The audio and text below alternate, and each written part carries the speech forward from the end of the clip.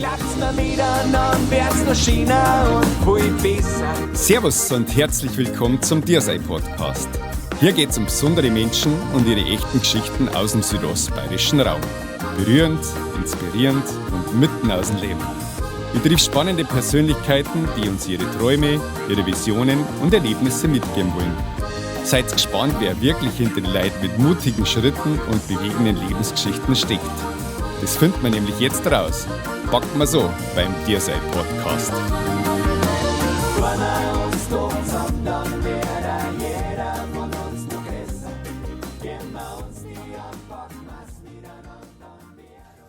Der Einstieg ist total wurscht. Ich fange einfach da mal an. Ja. Ready? Ich schon. Und du? Ging schon. Martin meint, der ist auch schon geschickt. Jetzt haben wir uns erstmal 5 Minuten geräuspert. Er hat den grandiosesten Studio aller Zeiten. 15.000 Euro hat er das Studio und 7,50 Euro Studio. Hilft nix. Martin, bist du nervös? Ja, total. Schön, dass du mein Gast bist. Machen wir gleich Outtakes. Mach Ich möchte vielleicht noch einen Kaffee trinken, weil die Schmerzen, das brauchen wir nicht auf dem Podcast. Doch, das gehört mit auf, das macht es ein bisschen authentischer. Na dann machen wir es. Mach was. Bitte, packen wir. Ja, schön. Habe ich die Ehre und Servus zum nächsten Diersei-Podcast. 12 Jahre war er Landrat im Landkreis Ranstau und jetzt Bundestagsabgeordneter in Berlin. Trotzdem ist er tief verwurzelt geblieben in seiner Heimat Inzey. Ich kenne ihn seit vielen Jahren vom Schafkopfen, von Gesprächen über Gott und die Welt und vom gemeinsamen Feiern. Ich freue mich riesig, dass er heute bei mir im Podcast ist. Grüß dich, Sigi Walch. Schön, dass du da bist. Habe ich dir sein. Danke für die Einladung. Für alle, die einen Sigi noch nicht so gut kennen, er ist knapp über 40, schaut jünger aus. Ich schaue super aus, finde ich auch, ja. Definitiv. Besser wie du, Martin. Ja, ich denke schon. Du bist ein bisschen jünger. Ist in Bad Reichenhall geboren und lebt in Inzey. Schon mit 16 Jahren war er bei der Jungen Union, politisch engagiert. Und mit 30 ist er Landrat geworden. Und heute sitzt er als Direktkandidat der CSU im Bundestag. Privat spielt er Ziech, kocht gern, hat einen Faible für gute Weine und Whiskys und mag schöne Autos. Stimmt, Sigi? Genau so ist. Weil ich Sachen, die schön und gut sind, weil ein bisschen Genuss, Martin, gehört zum Leben dazu, wie du weißt. Ganz genau. Aber heute geht es um dich und deine Politik. Und Sigi, du warst über Jahrzehnte lang Landrat, jetzt ein neuer Arbeitsplatz in Berlin. Hast du 2 Wohnsitze oder pendelst du jetzt einfach nur viel? Also Jahrzehnte Wahnsinn, Martin, es waren Jahre, aber es waren 11 Jahre, es war über 1 Jahrzehnt, das stimmt. Also natürlich, du weißt, wie wir Inzeier ticken. Ich bin Inzeier, ich bleibe Inzeier und ich werde auch nie was anderes sein als wir Chiemgau und Inzeier und deswegen muss ich natürlich pendeln. Meine neue Aufgabe bedingt, dass ich regelmäßig in Berlin bin, aber ich möchte so viel wie möglich daheim sein, möchte in der Heimat sein, möchte bei den Leuten sein, weil das macht mir am meisten Spaß und jeder weiß auch, dass das mir zum Schluss dann einfach ein bisschen die Kraft gibt, weil wie du auch weißt und wir wahrscheinlich viel wissen, ist das Stadtleben jetzt vielleicht nicht das, was ich mir in meinem Leben so vorgestellt habe. Sagen wir es mal so. Kann ich mir vorstellen. Sigi, was war für dich der emotionalste Moment in deinen ersten Wochen als Abgeordneter? So lange ist es noch nicht her. Ja gut, es ist ja jetzt tatsächlich erst, Abgeordneter bin ich ja tatsächlich erst seit einer Woche, weil jetzt ja erst die konstituierende Sitzung war. Das heißt, zwischen Wahl und konstituierender Sitzung ist man ja nur kein Abgeordneter. Da ist bei mir tatsächlich der Fokus nur darauf gelegen, dass man das Landratsamt sauber übergibt, dass mein Nachfolger, aber auch die Mitarbeiterinnen und Mitarbeiter, dass da alles geklärt ist, dass man da einen sauberen Schnitt machen kann und dass danach auch wieder gut weitergeht. Und natürlich der emotionalste Moment seit Beginn oder seitdem ich Abgeordneter jetzt bin, war natürlich die konstituierende Sitzung. Ist völlig klar, wenn man zum ersten Mal in diesem Reichstagsgebäude als Abgeordneter ist und dann die Sitzung eröffnet wird und man quasi Teil des 21. Bundestags ist. Man redet vorher immer leicht, aber dann wird da schon mal klar, du tragst jetzt deinen Teil dazu bei, dass der Nation gut geht und dass die nächsten Jahre hoffentlich besser werden als die Jahre davor. Und ja, das macht dann schon mal sehr, sehr nachdenklich. Und ja, das ist natürlich ein bisschen ein emotionaler Moment. Und wahrscheinlich auch viele Leute getroffen, die wo man vorher noch nicht so live immer gesehen hat, oder? Oder geht er aus? Ja, Das jetzt weniger, weil ich eigentlich, dadurch, dass ich einfach schon so lang auch in der Führung meiner Partei bin, seit 13 Jahren im Parteivorstand, kenne ich die Leute im Wesentlichen. Das ist jetzt nicht so, das reißt mir jetzt nicht so wahnsinnig vom Hocker, das ist alles interessant aber nicht. Na, für mich war tatsächlich diese Eröffnung unter dem Bundesadler schon was Besonderes. Du weißt, ich bin Patriot und ich stehe zu meiner Heimat sehr und habe auch Verbundenheit zu meinem Vaterland. Und wenn man dann da unter dem Bundesadler drin sitzt, dann gemeinsam die Hymne singt, dann ist das was Besonderes. Das ist schon ein bisschen ein Gänsehaut-Feeling dann. Definitiv. Gut. Sigi, wie fühlt sich die Politik in Berlin im Vergleich zur Politik bei uns im Landkreis oder in Bayern? Mein Gott, ich glaube, ich kann da nur zu wenig dazu sagen. Was mir ein bisschen auffällt, ist, dass es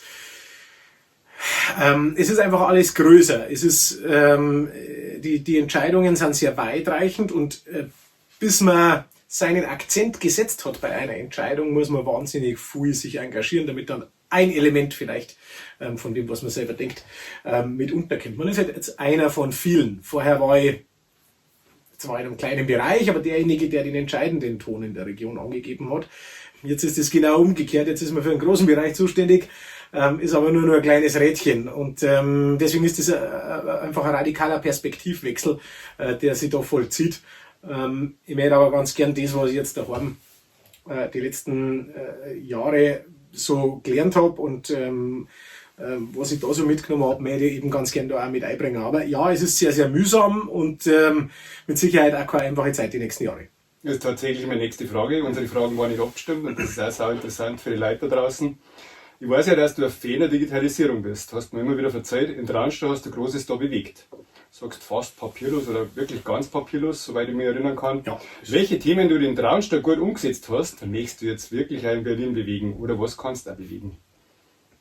Also, auf das haben wir jetzt ja gerade schon ein bisschen angespielt. Also natürlich ist es so, dass man nur noch einer von vielen ist. Das heißt, man kann als Einzelner vielleicht weniger bewegen. Trotzdem ist es sehr wichtig, dass man versucht, in der Gruppe und mit seinen Verbündeten zusammen irgendwo einen Akzent zu setzen. Denn die anderen tun das auch. Und man hat, glaube ich, immer das Missverständnis, viele Menschen sagen, ja, macht halt gescheite Politik. Das Problem ist aber, dass die einen das als gescheit empfinden und die anderen das. Mhm. Und genau darum geht's.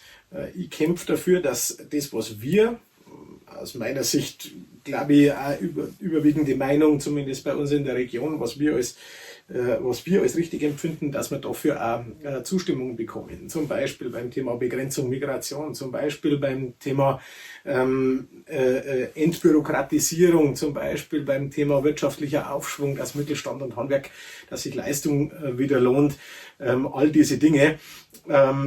Das war mir natürlich wichtig, dass sich dort auch durchsetzt. Und ja, das habe ich eigentlich hier auf dieser Ebene auch schon einmal versucht zu tun. Als Landrat kann man da extrem viel selber machen, auch weil man die Behördenvorgänge selber steuern kann.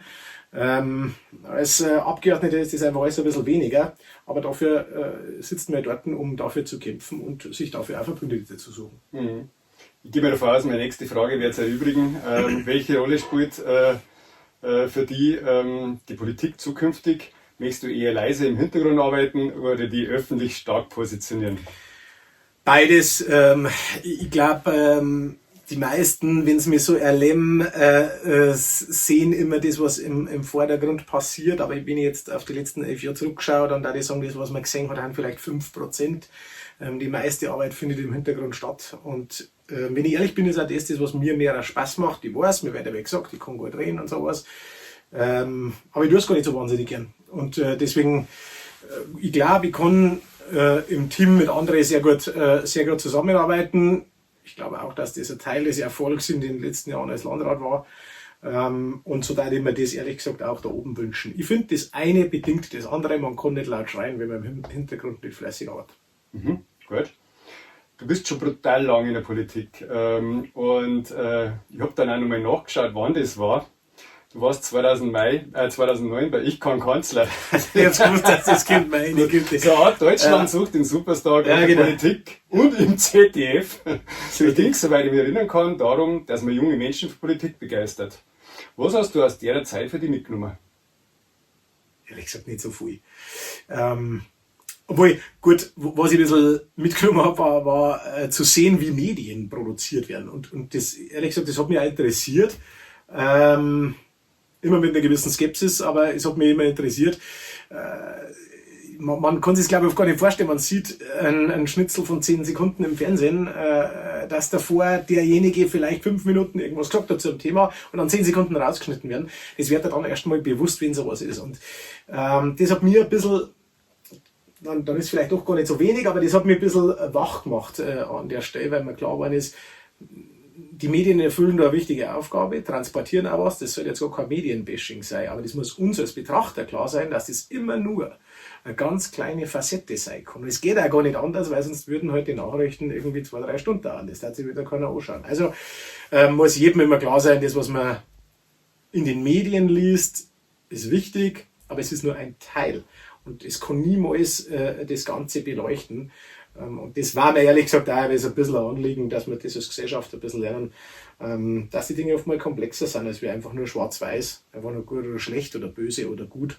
Wir neigen zwar momentan ein bisschen dazu, alles zu vereinfachen, aber ich glaube, so ist es nicht. Und das nehme ich aus der Zeit schon ein bisschen mit, weil man das einmal erlebt, wie so professionelle Medien sowas erzeugen. Wie gesagt, keine Kritik, sondern einfach nur eine Feststellung. Das gehört halt auch zur Realität dazu. Mhm. Also coole Erinnerung, war eine lässige Zeit. Es war eine lässige Zeit, es waren gute Leute dabei. Zu einigen habe ich auch nach wie vor Kontakt. Eigentlich ziemlich lustig. Wie viel da waren? 4. glaube ich. 4. ja. Mhm. Die ersten 3 gibt es noch in der Politik, weißt du das? Ich weiß, dass Jakob Schroth, der es damals gewonnen hat, also es ist, glaube ich, keiner wirklich in die Politik gegangen. Ich glaube, Jakob Schroth ist Mitarbeiter bei einem Abgeordneten geworden. Mit dem habe ich auch mal Kontakt gehabt, aber das ist schon wieder Zeit her. Ansonsten weiß ich jetzt ehrlich gesagt nicht, ob jemand dann politisch aktiv geworden ist. Für mich war das ja auch nicht so ein, also es wird heute unter dem politischen Kontext gesehen, ehrlich gesagt. Ich war einfach neugierig und habe mir gedacht, irgendwer muss ja ein bisschen die konservative und auch ein bisschen marktliberale Logik mit einbringen, weil man gedacht habe, sonst kommen wieder nur lauter linksgrüne Logiken dort vor und habe mir gedacht, wenn ich es jetzt nicht tue, dann muss ich mich recht ärgern. Also mache ich es und schauen wir das halt mal an. Ich habe das ja relativ unspektakulär, also ich habe es einfach mal probiert. Mhm. Sigi, die nächste Frage, die interessiert mich fast am allermeisten, was das politische Thema anbelangt. Und zwar ist die Hauptschule meiner Tochter, gerade die junge Generation, die ist 17. Warum glaubst du, hat die CSU oder CDU gerade bei jungen Leuten im Moment ein bisschen ein verstaubtes Image? Und was könnt ihr gerade für diese Generation mehr machen? Da mussten jetzt, also ich finde, die einzige Quelle, die Tochter ist da nicht ausreichend, Martin. Du siehst in die U18-Wahlen, dass wir da überall sehr stark sind. Also ich glaube, so ganz so stimmt es nicht. Man merkt auch, dass, also ich glaube, dass die CSU da schon ein sehr starkes Angebot hat. Aber klar, vielleicht liegt es auch ein bisschen daran, weil wir uns eben versuchen, nicht ausschließlich an diesen einfachen Logiken zu beteiligen. Das ist natürlich immer viel einfacher, wenn ich sage, jeder, der einen Verbrenner fährt, vergiftet die Umwelt. Und wenn ich sage, alle Ausländer raus, dann ist das einfacher. Wenn man aber irgendwo dazwischen ist und irgendwo sagt, na Moment einmal, betrachte jetzt einmal Gesamtlogik, dann ist es vielleicht komplexer und ja, vielleicht auch schwieriger zu erklären. Das glaube ich war übrigens immer schon so. Ich würde es eher schlimm finden, wenn Politik nur danach geht, wann findet man jemanden sexy, weil dann ist nichts anderes wie eine Popshow. Politik führt ein Land. Und ich glaube, über das denkt man zu selten nach. Sondern wir reden, wer gefällt uns, wer zieht sich gut an, wer ist nett und wer ist cool. Aber geht es um das? Oder geht es zum Schluss darum, wem vertraue ich ein Land an, wenn, auch wenn es mal schwierig wird. Schau her, Martin, ich war jetzt die letzten 11 Jahre Landrat und wir haben so viele Katastrophen erlebt. Ich glaube nicht, dass jemand in der Wahlkabine darüber nachdenkt, dass man einen Landrat auch wählen sollte nach dem Gedanken, wenn es zum Katastrophenfall kommt, wer möchte das dort dann entscheidet, weil der Landrat entscheidet ist. Der setzt die Einsatzkräfte ein und so weiter. Der ruft einen Katastrophenfall aus. Dort wird die ganze Koordinierung für die dort statt. Und ich glaube, diesen Gedanken muss man sich manchmal einfach mitnehmen. Und eins möchte ich dazu noch loswerden. Es geht nicht immer nur darum, Junge zum Gefallen, das muss ich einfach ganz direkt so sagen. Ich glaube, ich bin selber immer als junger Mensch, der in der Politik war, da auch kritisch mit meiner Partei gewesen. Aber am Ende geht es einfach aus meiner Sicht ein bisschen um mehr. Und man soll halt auch Jugend nicht zu sehr belasten damit, dass man Jugend zu sehr politisiert. Jugend darf einfach urteilen. Jugend darf sagen, den finde ich cool, den finde ich nicht cool. Wenn man jetzt hergeht und alle zu früh dazu bringt, wählen zu müssen, dann sind wir nicht besser, dann nimmt man dem Ganzen ein bisschen die spielerische Gelassenheit. Und das sollte man aus meiner Sicht nicht tun. Lass mal Jugend sein. Das, glaube ich, gibt ihnen mehr Freiheit. Und ich finde, die Jugendlichen haben schon viel weniger Freiheit, als wir beide das erlebt haben. Oder du mit deinen viel älteren Jahren noch viel mehr. Ja, danke.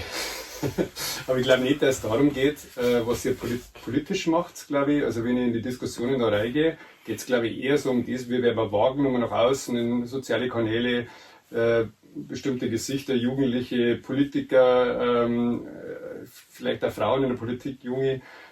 Ich glaube, da ist dann auch nochmal schon das Thema, wie geht die CSU und CDU damit um zukünftig, oder? Ist das nicht so, also die Außenwirkung, was sie macht, das ist, glaube ich, klar, ich verstehe das. Und ich glaube auch, die Jungen verstehen es, aber vielleicht wollen sie ein bisschen nochmal eine lässigere oder coolere Wirkung dann auch nochmal zusätzlich zu den Inhalten, was ihr macht. Ja, ich würde davor immer warnen. Wenn es zu sehr um die Wirkung geht, geht es immer weniger um den Inhalt und ich finde, der Trend geht schon eher mehr immer um diese Effekthascherei. Nein, dann gefällt mir halt jemanden einmal nicht. Gut, klare Aussage, super. Michi, Michi war der letzte Gast, unser Bürgermeister. das schneide ich aus. Das lässt du schön drin. Sigi, jetzt geht es um dich ganz privat, nicht als Politiker, sondern als Mensch. Viele wissen gar nicht, dass du wie ein Weltmeister Zirk spielst. Das stimmt nicht, der Weltmeister ist falsch. Doch, ich habe schon mal gehört. Wie bist du dazu gekommen? Ja gut, also Musik hat bei uns immer eine Rolle gespielt, habe ich auch immer schon gern Mengen. Du bist selber Musikant oder Musiker. Musikant? Musikant ist eher ein Musiker ist eher schon mal das Schneidige. Ja, du warst Musikant. Ich war Musikant. Eher so den Hausgebrauch und Wirtshausgebrauch. Ja, wir sind viel rumgekommen. Ich habe allweil gern, mir hat Musik schon mal gut gefallen und natürlich, wie das halt bei uns üblich ist. Wir haben Gott sei Dank eine gute Musikschule, auf die ich übrigens mega stolz bin und die ja immer unterstützen wird, wie es geht. Man geht in die Früherziehung, lernt irgendwie beim Auerhansl Glockenspiel.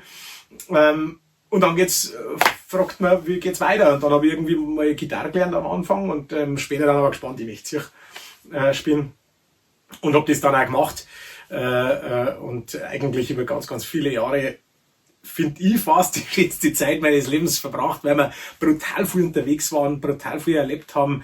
Als Musikant kehrst du immer gleich dazu, hast gleich gute Kameradschaft, gute Freunde überall auf der Welt, vor allem im Alpenraum. Also war einfach eine sehr, sehr gute Zeit und so bin ich eigentlich dazu gekommen über die normale Früherziehung. Übrigens, dabei geblieben bin ich deswegen, weil mich meine Mutter gezwungen hat. Heutzutage werde ja alles immer ja nie autoritär sein, aber meine Mama hat natürlich in der Zeit, wo man in die Pubertät kommt, dann freut es einen einmal nicht. Und das, glaube ich, kann jeder ein bisschen nachvollziehen. Und meine Mama hat damals gesagt, du machst gefälligst weiter, du darfst nicht aufhören. Und das war gut, weil es waren 2 Jahre, wo ich ein bisschen einen Durchhänger gehabt habe. Und dann war ich da aber drüber. Und dann war es ehrlich gesagt, war ich richtig froh, dass ich nicht aufgehört habe. Und danach ist dann eigentlich erst die Zeit gekommen, wo es auch qualitativ einfach eine bessere Musik geworden ist und wo man sich ein bisschen mehr als einfach nur aus Spaß damit befasst. Und dann ist es auch ein bisschen mehr geworden als ein Hobby, stimmt. Ja. Wärst du in Berlin auch mal einen aufspielen und die alle da oben für die bayerische Tradition begeistern? Vor allem dann, wenn sie sagen, sie wollen das auf gar keinen Fall. Dann machen wir eine kleine Schocktherapie. Also ehrlich gesagt, ich habe mir darüber noch keine Gedanken gemacht, aber ich kann es mir gut vorstellen. Der hat ganz gut in mein Konzept reinpasst. Ich habe mir auch überlegt, dass ich alle Biere unserer Heimatbrauereien aus dem Berchtesgadener Land und Traustal irgendwo bei mir habe, damit die anderen Abgeordneten immer Anlaufstelle haben. Und da darf ja ganz gut dazu passen, wenn es einmal Musik gibt. Und dass sie sich noch die eingrooven. Natürlich. Sigi, du kochst gern. Gibt es ein Sigi-Signature-Gericht von dir, das du am liebsten machst? Oh. Sigi-Signature, das ist eigentlich cool, gell? Kannst du als Marke gleich. Ja, Sigi-Signature. Okay, muss ich mir überlegen. Momentan Wenn du nicht so schnell fragst, würde ich wahrscheinlich sagen, Porchetta finde ich momentan ganz lässig, aber das ist ja immer ein bisschen abhängig von dem, was mir gerade gelust. Letztes Jahr haben wir auf der Bergwachthütten zweimal so ein sardisches Porchetta gemacht, das hat in dem Ofen da auch super funktioniert. Nein, es gibt kein Signature-Gericht, aber ich bin schon sehr rindfleischlastig unterwegs, kann man schon sagen. Du warst wahrscheinlich der bessere Foodfluencer wie der ehemalige Chef, oder? Wer ist mein ehemaliger Chef nochmal schnell? Ja, der Söderwald. Jetzt pass auf, das ist jetzt in vielerlei Hinsicht. Ist er nicht dein Chef gewesen? Es ist in vielerlei Indirekt, Hinsicht oder? Wie ist denn das witzig. so in der Politik? Nein, überhaupt nicht. Also als Landrat über dem bayerischen Landrat ist sowieso nur der weiß-blaue Himmel, das ist völlig klar. Nein, gibt's tatsächlich nicht. Und das Witzige ist, warum du sagst ehemaliger. Also wenn, dann hätte er jetzt vielleicht mehr Einfluss auf mich als wir damals, aber auch jetzt. Man darf nie vergessen, das Entscheidende ist immer, wer wählt einen. Als Landrat und auch jetzt, ich bin ja direkt gewählt. Ich bin ja nicht über die Listen reingekommen. Und deswegen ist der Ausdruck Chef an der Stelle, glaube ich, nicht passend. Aber wir arbeiten sehr gut zusammen und ich freue mich, dass er gern Würstel isst, weil ich bin auch ein großer Würstel-Fan. Aber wahrscheinlich kann ich nicht so gut kochen wie du. Er isst ja mehr dann von Lokali. Ja, genau. Hauptsache er isst. Ich freue mich aber auch über Leute, die einfach genießen können oder essen können. Ja, das ist auch gut. Genießen ist gleich der nächste Punkt. Guter Wein, edle Whiskys, sind das ein Thema bei dir. Du verratst ja alles. Ja. Was macht für dich einen richtig guten Tropfen aus? Ach, das ist gar nicht so einfach. Ehrlich gesagt, sehr viel auch die Arbeit, die dahinter steckt. Also, jetzt wenn wir mal kurz beim Wein bleiben, aber es trifft genauso auf den Whisky zu, dann denke ich mir ganz oft, es geht mir einfach nicht darum, schmeckt mir der nicht, oder dann vergisst man es wieder. Nein. Sondern ich denke dann oft darüber nach, was für generationenlange Erfahrung der Weinbauer da schon einstecken muss, wie er sein Boden behandelt, wie er mit seinen Rebstöcken umgeht, dann wie die Lagerung stattfindet und. Das sind ja oft Wissensschätze, die über Generationen erarbeitet werden und das finde ich dann einfach wahnsinnig beeindruckend, selbst wenn ich vielleicht einmal einen Wein nicht so toll finde, aber trotzdem sowas finde ich dann wahnsinnig faszinierend. Das gleiche ist natürlich beim Whisky. Solche Produkte haben handwerklich und landwirtschaftlich auf höchstem Niveau erzeugt und sowas muss man auch respektieren und mich fasziniert das einfach. Und befasse mich auch deswegen gern damit, wie so Sachen produziert werden. Und deswegen, also zum richtig guten Tropfen gehört die handwerkliche Arbeit, gehört die landwirtschaftliche Produktion, gehört das über Generationen zu denken, weil wenn der Weinbauer so arbeitet, dass der Boden in gleicher oder besserer Qualität an die nächste Generation weitergeben wird, dann hat er schon was sehr Großes gemacht. Und dann gehört natürlich auch noch dazu, das so abzurunden, dass man einfach auch geschmacklich, geruchlich und von der Struktur her ein angenehmes Getränk hat. Also ich finde, da steckt wahnsinnig viel dahinter und das soll man wertschätzen. Mhm. Musik und gute edle Tropfen sind deine Hobbys. Sigi, wie schaffst du es, bei dem ganzen politischen Trubel abzuschalten? Soweit ich weiß, war... Genau so war es. mit Musik, edle Tropfen und gutem Essen. Weil, soweit ich war, ist ja dein Kalender und war auch immer komplett fremdgesteuert. Wie ist das? Ja, das ist so, vor allem als Landrat. Viele, wenn sie an den Landrat denken, dann denken sie dran, habe ich gesehen beim, Trachtenfest, Grußwort gehalten. Dass man aber Chef von einer Behörde mit 1000 Leuten ist, Chef eines Konzerns, wo in Summe irgendwo 4.000 bis 5.000 Mitarbeiter dazugehören. An das denken vielleicht die wenigsten, das macht aber wahnsinnig viel Arbeit. Deswegen ist man logischerweise als Landrat komplett fremdgesteuert, weil man einfach von einem Termin in den anderen geht und das organisiert, das Büro. Wenn mir einer gefragt hat, was tust du morgen um 4 Uhr, jetzt nie beantworten können und kann es auch jetzt wieder nicht beantworten. Aber deswegen ist es also wichtig, dass man in einem Team gut zusammenarbeitet, dass man sich sein Team gut aufbaut, aber dass man seine Leute eben auch vertraut und die auch frei arbeiten lässt und dann funktioniert es auch, glaube ich. Was hat sich da jetzt geändert vom Terminkalender? Was ist da anders jetzt im Vergleich zu dem Landrat? Es ist kurzlebiger geworden. Also es verschirmen sich die Termine viel schnell. Ich muss viel flexibler vom Ort her sein. Weil schau her, wenn wir jetzt reden wir heute, ich kann da noch nicht mit absoluter Sicherheit sagen, ob ich die oder nächste Woche nach Berlin muss, beziehungsweise wann, weil das geht auch mal sehr kurzfristig.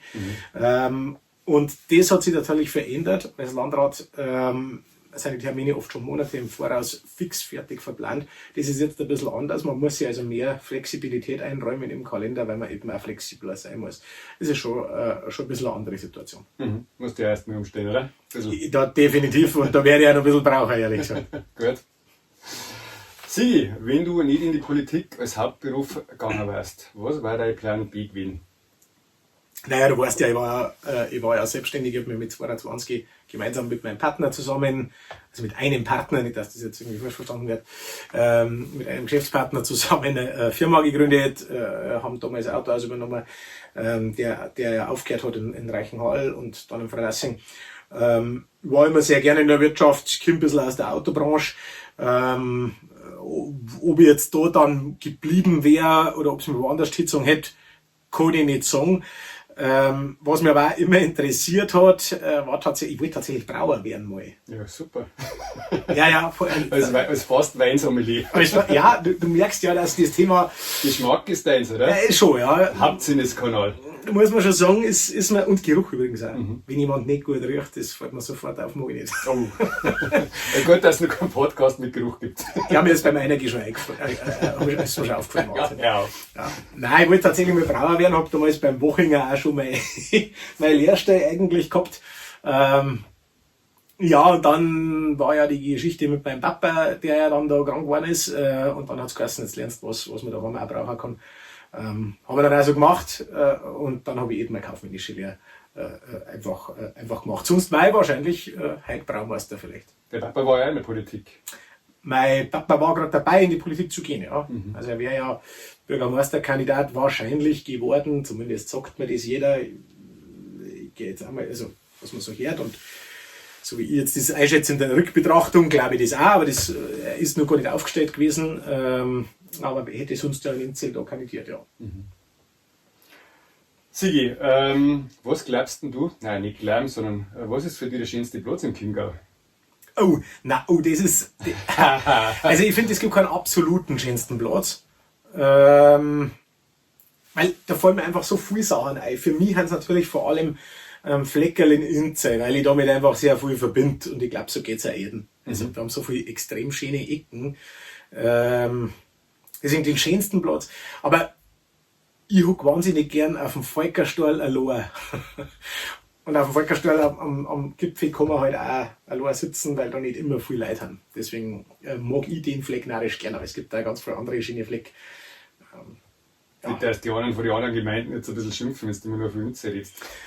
Nein, das glaube ich, sieht man mir nach. Ich mache das tatsächlich immer völlig ohne mit der Wimper zu zucken. Aber ganz ehrlich, ich freue mich total, wenn jemand anders über seinen Ort so redet, weil das macht es doch aus, oder? Dass man stolz ist auf das, wo man herkommt, dass man das auch nicht einfach austauscht haben möchte, sondern dass man seine Wurzeln auch ein bisschen definiert. Und das, finde ich, ist was Wertvolles bei uns in der Region und ich freue mich über jeden, der auf seinen Ort stolz ist. Ja, jeder seinen Kraftplatz. Meiner ist übrigens auch nicht so. Das musst du jetzt aber sagen, wo ist deiner, Martin? Verrate ich nicht. Es gibt ja nicht. Nein, auf dem Bangal Richtung Beckheim natürlich. Richtig schön, habe ich. Ja, jetzt für diejenigen, die es nicht kennen, schaut es euch an. Ich finde, das ist entlang einer Hauptverkehrsverbindung quasi von den ganzen Radlfahrern. Weil Martin ist ja so ein sportiver Typ. Jetzt Werbung genug gemacht, aber das passt schon. Also es gibt noch andere Plätze in Chiemgau, was richtig schön ist. Und sieh mal ehrlich, wie geht's denn bei uns beim Schafkopfen wirklich zu, wie wir spielen? Wie es da wirklich zugeht, ich finde eigentlich relativ lustig, oder? Ja. Oder was meinst du? Ja, eher so, dass man richtig ehrgeizig Schafkopft oder das vielleicht einmal den einen oder anderen Umdrung gibt. Dass man dann nicht mehr mitzählen kann. Sowohl als auch. Also am Anfang mag ich direkt mit diesem auf, wenn jemand zugeschlampert spielt. Wenn man dann zu späteren Abends ist, späterer Stunde ist dann schon völlig in Ordnung, jetzt einmal ein bisschen lockerer. Aber geht aber am Anfang mehr. Ich schaue mir ganz gern, dass jeder ein bisschen zusammenreißt, weil sonst macht es ja keinen Spaß. Ein bisschen Ehrgeiz ist doch dabei. Da habe ich mir schon gedacht, weil du immer mitzählen hast, du Hund. Ja, ich kann da nicht aus meiner Haut. Ich muss mitzählen, weil das ist mir ich hab mit 5 Schafkopfer gelernt. Mein Opa hat mir Schafkopfer gelernt, bevor ich lesen habe können. Und deswegen habe ich das irgendwie so drin, ich kann nicht aus. Also, Aber schon ein ehrgeiziger Spieler, gell? Also, was ich so mitgekriegt habe. ich weiß nicht, die darf selber. Du möchtest schon gern gewinnen. Ja, klar. Ja. Logisch. Raus. Aber nicht nur beim Schafkopfer. Also, ich möchte auch am besten einpacken. Ja. Also, es ist, glaube ich, eher so. Das habe ich gerade gesehen vor meiner Haustür. Ja, ich hab mir gerade gedacht, was ist denn da los? Hey, zwei so riesen Karren stehen vor der Tür. Ja, da habe ich keinen Platz nicht gehabt, Martin. Na gut. Sie, kurz und knapp, gell? Nicht ausschweifen, sondern entweder oder. Plenarsaal oder Stammtisch? Stammtisch.